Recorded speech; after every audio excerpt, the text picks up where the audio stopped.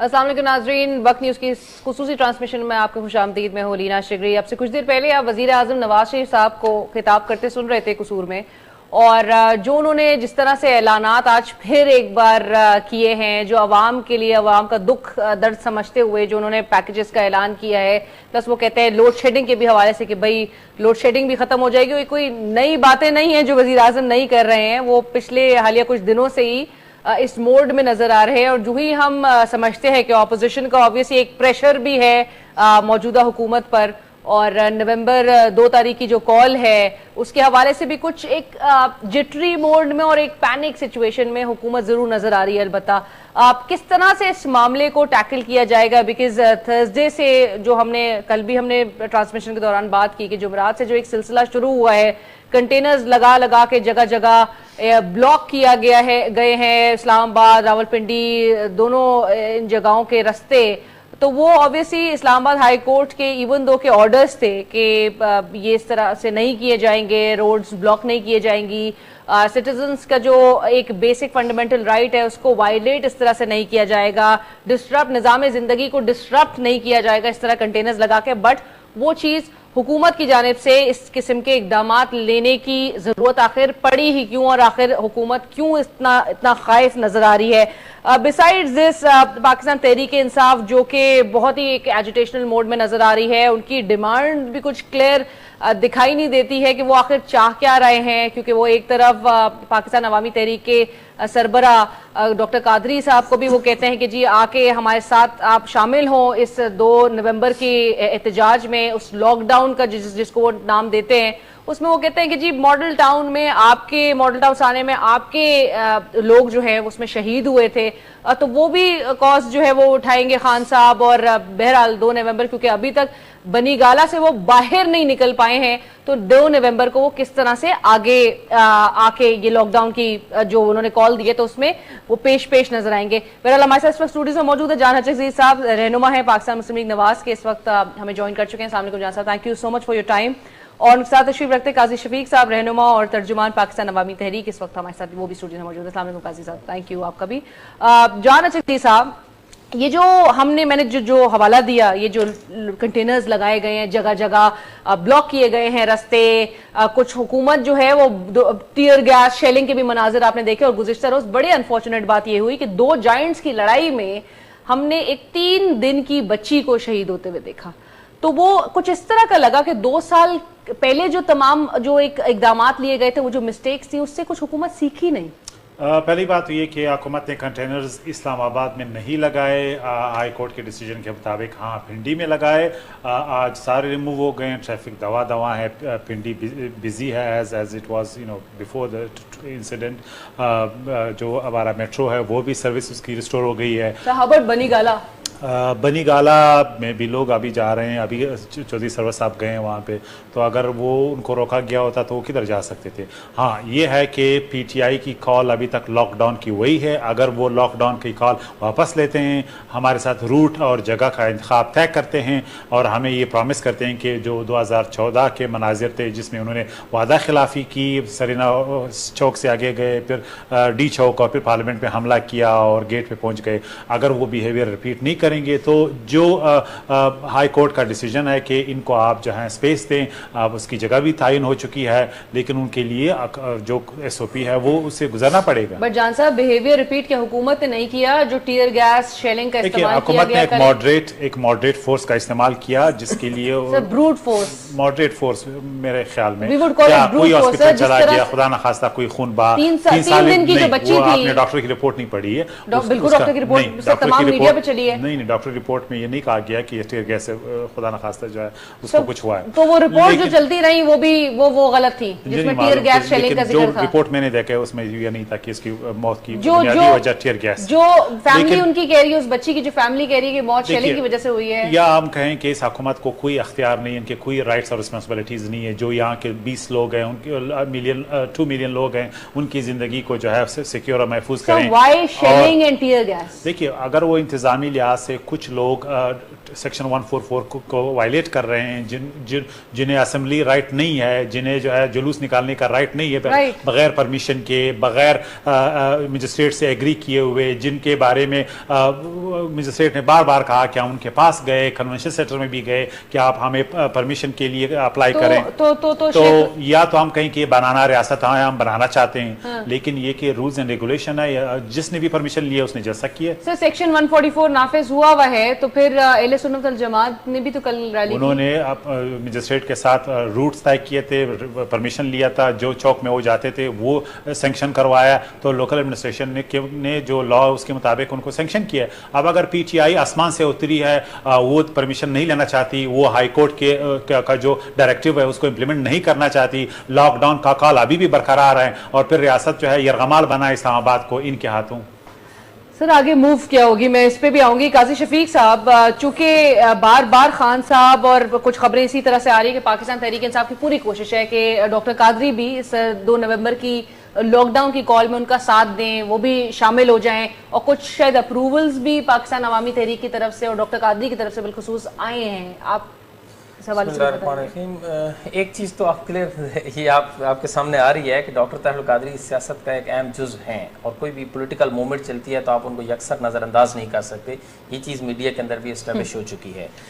दूसरी चीज़, जहाँ तक इस पीटीआई के स्पेशल जो 2 नवंबर के मार्च का या लॉकडाउन का तल्लक है, तो उस हवाले से डेफिनेटली हम एक डॉक्टर साहब बेसिक जो सपोर्ट है उसका ऐलान कर चुके हैं कि चूँकि हम भी करप्शन के खिलाफ है और हमारी पूरी तहरीक, हम पहले दिन से हमारी जो है वो करप्शन के खिलाफ है, और करप्शन के अंदर जो करप्ट किरदार है उनके खिलाफ है। लिहाजा हम ये चाहते हैं कि एज सून एज पॉसिबल जो ये पैनामा लीग्स के अंदर जिन लोगों के नाम आए ये मसला रिजॉल्व हो।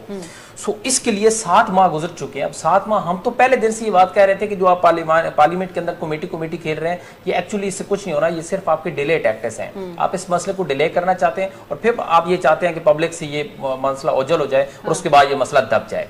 लेकिन इमरान खान साहब ने भी यकीनन उसको उठा के रखा, पीटीआई ने भी, हम भी उस पर बात करते रहे। तो अब आपके वर्कर्स अब शामिल हो रहे हैं 2 नवंबर? डेफिनेटली होंगे, डेफिनेटली बिल्कुल होंगे। वर्कर्स सपोर्ट होंगे, पूरे मुल्क के अंदर होंगे यकीनन, जहां जहां पर वो इनका स्ट्राइक होगा। अगर वो इस्लामाबाद के अंदर सिर्फ पूरे मुल्क से इस्लामाबाद पहुंचेंगे, वो अब इसके ऊपर अभी हमारी स्ट्रेटजी बननी बाकी है।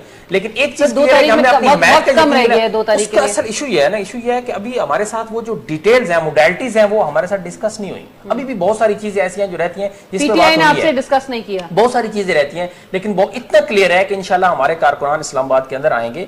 हम अपना, हमारा तरीकाकार है, हमारा जो जिस स्टाइल से हम पुरअमन तरीके से शुरू से हमारी जिद्दोजहद एक पुरअमन रही है, सो हम उस एहतजाज को फुली सपोर्ट करेंगे और उसमें इंशाल्लाह ताला शामिल भी होंगे। और उस वक्त तक हम ये चीज अब क्लियर है ना कि अब सिर्फ इनके इस्तीफे से काम नहीं चलना, कि अगर वजीर आजम इस्तीफा दे देता है तो क्या होगा, इसाक डार आ जाएगा। तो उसके सोल्यूशन की जाने वाला है। अल्टीमेटली आपको इस करप्ट निजाम को खत्म करना होगा, जो करप्ट निजाम इन करप्शन के पैदावारों को तहफ्फुज देता है, उस निजाम के खिलाफ आपको फाइट करनी है। 250 लोगों को ही देख के अगर आप इतने पैनिक होके पूरे जगह जगह कंटेनर्स लगा दे, तो फिर अगर वो वाकई में 10 लाख इकट्ठे कर लेंगे तब आप क्या करेंगे? हुकूमत का हक है कि रिट बहाल रखने के लिए कोई भी रास्ता बंद कर सकता है। काजी शफीक साहब, देखिए जरूर हक है, लेकिन कम से कम आप गैर इंसानी हद तक तो ना जाए ना। आप जब उनको शेल मार रहे हैं, गोलियां मार रहे हैं, तो किसको मार रहे हैं? वो अपने ही तो शहरी हैं, उन्हीं के टैक्स के दिए पैसों से तो वो गने खरीदी गई हैं, वो शेल खरीदे गए हैं, वो उन्हीं के ऊपर यूटिलाइज कर रहे हैं। आप इन वीडियोस को उठा लें और कश्मीर के ऊपर जो जुल्म सितम हो रहा है कश्मीर ऊपर, उन वीडियोस को जरा सामने रख लें। साने मॉडल टाउन की वीडियोस, साने मॉडल टाउन, मैं बताता हूं ना, साने मॉडल टाउन की वीडियोस देखिए ना, साने मॉडल टाउन की वीडियोस देखिए, कैसे गने मार रहे हैं, डायरेक्ट फायर कर रहे हैं, गोली मारे गए हैं, रैप हो रही है, किस तरीके से डायरेक्ट गोलियां मार रहे हैं उसको। जब आप उन दोनों वीडियोस को सामने रखेंगे तो आपको शर्म आएगा, आप कहेंगे कि हमारे मुल्क के साथ आप अपने शहरी को ये जुल्म सितम कर रहे हैं। आपको सोचना होगा, सिक्योरिटी मेजरमेंट्स और होते हैं और जुल्म तशद्दुद और होता है। ये इराक की फिजा पैदा करके शहरियों को घर में बैठने पे मजबूर करना, ये और चीज होती है। कह रहे हैं कि कश्मीर की सूरत-ए-हाल ये हम क्रिएट कर रहे हैं, उसके अंदर भी यही हुआ था, सिंपली घरों पर अटैक किए गए, लोगों को घरों से उठाया गया, मॉडल टाउन बपा किया गया, लोगों को गलत नहीं है। देखिए हुकूमत रिट रखने के लिए अवाम को और सिक्योरिटी फोर्सेस को आपस में टकराने की एक साजिश, उनको आपस में लड़ा दे, टकरा दे। उधर से नौजवानों को तैयार कर रहे हैं कि आपने लड़ जाना है, मर जाना है। 22,000 नफरी आ चुकी है। इसके अलावा और कुछ नहीं। जब एक सियासतदान जो कहता है कि मैं अपोजिशन लीडर हूं, मैंने पता नहीं कितने वोट लिए हैं, वो कह रहा है कि मैं इस्लामाबाद यरगमाल करने आ रहा हूं और पूरे मुल्क को कॉल दी है और ये कह रहे हैं कि मैंने चाहे जो कुछ भी हो मैंने आपको काम नहीं करने देना है, तो ये तो लेजिटिमेट गवर्नमेंट है, ये तो पीटीआई या उसकी मैंडेट के लिए तो नहीं बैठी है। 60% लोगों ने वोट दिया है, तो ये क्या अमन एहतजाज का फंडामेंटल राइट है ना, लेकिन इस्लामाबाद को लॉक करने का आईन में कोई गुंजाइश नहीं। वो तो बोलते हैं कि लॉकडाउन तो इस चीज का एक कंसिडर एक बना दिया गया है, बिकॉज अगर 10 लाख बंदा इकट्ठा हो जाएगा अभी वो तो नेचुरली बंद आज अभी वो कहे कि मैं इस्लामाबाद लॉकडाउन नहीं करूंगा, तो जो हाई कोर्ट बिल्कुल जो हाई कोर्ट ने कहा है कि हमें जो वहां पे प्लेस उन्होंने मेंशन की है उसके लिए परमिशन के लिए अप्लाई करे और सिक्योरिटी रूट हमें बताया, वी विल मेक श्योर कि इनकी सिक्योरिटी यकीनी हो, उनको जगह हम देंगे, लेकिन इस तरह नहीं होगा कि आप चीफ जस्टिस की भी बात जरूर करना चाहूंगी यहाँ पे अनवर ज़हीर जमाली साहब। अच्छा, मैं कश्मीर वाली बात एक सीरियसली मैं कहूँ, देखिए मैं सीरियसली मेरी राय ये बड़ा अनफेयर कमेंट है कि हम पाकिस्तान में कोई भी सूरत हाल को कश्मीर के साथ मुकाबला करने की कोशिश करते हैं। कश्मीर में इस वक्त 7 लाख से ज्यादा इंडियन फौजी हैं, अभी तक तकरीबन 70 से ज्यादा लोग शहीद हो गए हैं। दिल्ली वहां पे खवातीन के साथ जो होता है हम सबके सामने है, तो ये मेरे ख्याल में हम सियासत में इतने एक्सट्रीम इंतहा पसंद कमेंट जो है वो मेरे ख्याल में लेकिन अपने लोगों का फोर्स का इस्तेमाल भी उसकी भी शदीद फिर अवाम मजम्मत करती है। जी सिर्फ प्रॉब्लम यह है कि क्योंकि ये नाम तो जमहूरियत के लेते हैं लेकिन एक्चुअली जमहूरियत नहीं है, लिबादा उड़ा हुआ है। जमहूरी मुल्कों के अंदर ये होता है जब एक पुरअमन पीसफुल प्रोटेस्ट होते हैं तो उसको सुना जाता है, उस पर गौर किया जाता है, उसका कोई ना कोई रिजल्ट आता है। पिछले 7 माह से देख रहे हैं एहतजाज हो रहे हैं, इतने बड़े बड़े जलसे हो रहे हैं, पब्लिक निकल रही है, पब्लिक डिमांड कर रही है, पीसफुली डिमांड कर रही है कि भाई अपने आप को एहतसाब के लिए पेश करो। उनके कानों पे जू तक नहीं रह गई। जब तक तशद्दुद इन्वॉल्व न हो यहाँ कोई सुनता ही नहीं है। तो कम से कम आपको अब कुछ जमहूरी रवायात कायम करनी होगी, आपको पीसफुल प्रोटेस्ट और पीसफुल लोगों की आवाज को सुनना होगा। And let it remain peaceful. अगर ये पीसफुल है आप उसको पीसफुल रहने नहीं दे रहे। अगर आप हमने पार्लियामेंट की दावत दी थी हमले की, हमने पीटीवी पे हमले की दावत दी थी, ये तो उनकी हिस्ट्री है। इस पे सर मैं आपसे ये पूछना चाहती हूँ, मैं ये आपसे पूछना चाह रही हूँ कि एक तो ये परवेज रशीद साहब का भी एक मामला जो सामने आ गया है और दूसरी चीज ये कि चीफ जस्टिस अनवर ज़हीर जमाली साहब ने इस महीने ये अर्ज किया था कि हम जुडिशरी जो है वो किसी भी सियासी महाजराई में कोई रोल नहीं अदा करेगी, and which makes definitely more sense. लेकिन उन्होंने कहा कि it would have no option but to intervene if the executive failed to protect citizens' fundamental rights। देखिए मैं समझता हूँ कि वो बड़े मोहतरम है चीफ जस्टिस है पाकिस्तान के, उनका मैं एहतराम करता हूँ, लेकिन जजेस स्पीक थ्रू देयर जजमेंट। अभी एक बड़ा बेंच तश्कील दे दिया गया है, 1 तारीख को उसकी सुनवाई होने वाली है। हम उसको मेंटेनेबिलिटी को कंटेस्ट नहीं कर रहे हैं, लिहाजा पीटीआई की इखलाकी जिम्मेदारी है कि वो वेट करें सुपर जुडिशरी की, जजेस साहिबान की, और आप चूंकि कोर्ट में गया है, लेट देम डिसाइड। आप क्यों फिर पाकिस्तान को बनाना रियासत पे तुले हुए? ये जो ख्वाजा आसिफ साहब जो कि हमारे डिफेंस मिनिस्टर हैं, और हम जब देखते हैं कि हमारा जो दुश्मन मुल्क है उसका डिफेंस मिनिस्टर जिस तरह से स्टेटमेंट देता है और हमारे डिफेंस मिनिस्टर जिस तरह से स्टेटमेंट देते हैं, ऐसे हालात में उनका दुबई जाना, और जब उन्होंने खुद ये ट्वीट किया अभी 2-3 दिन पहले कि India attacks LOC and working boundary, Quetta and Peshawar attack from Afghanistan, Imran Khan preparing to attack Islamabad, accidental coordination. अगर वो हालात की नौयत इस वक्त ऐसे समझ रहे हैं कि इतने खतरनाक नहज में पाकिस्तान है कि हर तरफ से वो वहां पे कहते हैं कि जी ऑपोजिशन भी अगर इसके खिलाफ है, इस्लामाबाद में अटैक कर रही है, ऐसे हालात में डिफेंस मिनिस्टर दुबई जाना आपको कैसे लगता है? देखिए अगर कोई आपका इंडिपेंडेंट व्यू भी हो सकता है। मैं एग्जैक्टली प्राइवेट नहीं हूँ सब डिटेल्स का कि वो क्यों जा रहे हैं, ठीक है, मैं इस पे आपको बता सकता हूँ, लेकिन इस वक्त मेरे पास नहीं। अगर आप चाहती हैं आई कैन कम सकता है, उसकी कोई निजी मसरूफियात हो, कोई इमरजेंसी हो, कोई ऑफिशियल एंगेजमेंट हो, मैं इस पर सिर्फ स्पेकुलेट कर रहा हूँ। लेकिन ये कि अगर आप समझते हैं कि इस वक्त गवर्नमेंट नहीं है चूंकि वो बाहर गए, तो मेरे ख्याल में गवर्नमेंट बहुत शुक्रिया।